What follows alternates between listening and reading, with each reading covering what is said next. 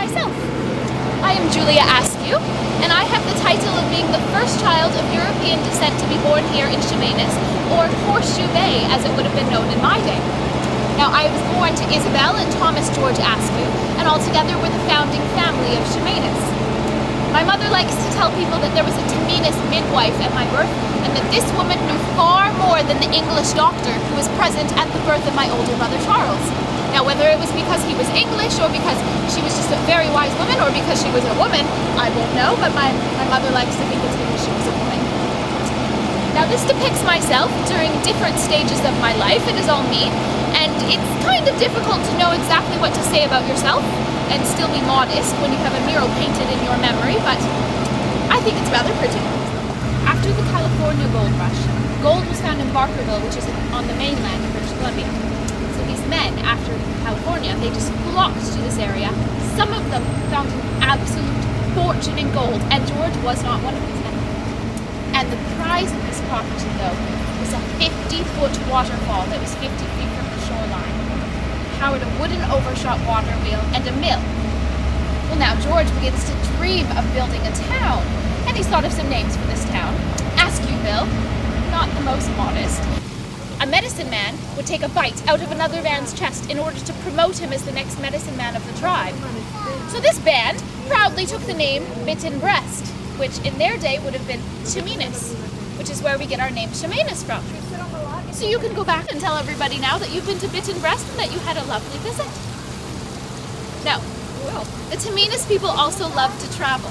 In the summer, they would come to this area here, and they would call it the land to the north where the Chemainus people like to go in the summertime, which in their dialect would, well, it would be about this long in their own dialect. And this place to them was a paradise. It had everything that they needed, including the great cedar tree.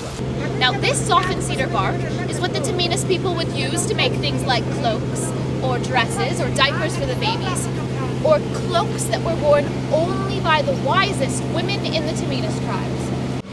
So right here, we have a Chemainus wise woman who is overlooking the arrival of Her Majesty's ship Reindeer. She almost looks Japanese in this picture, but it's actually a Chemainus wise woman. Now, in 1913, Shanghai Chang had a son named Ning Chang.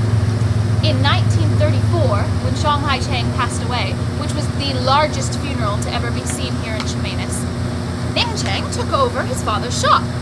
Now, he went back to China on a little visit. He saw some aunts and uncles. But on this visit, he got married. We have our first telephone system in 1908. It is one line that serves 15 houses, and they can only make daytime calls, because why would a person ever need to make an evening phone call? In 1982, the mill that my father had once opened had to be closed down for the very last time. In a town of less than 4,000, suddenly 700 people were out of jobs.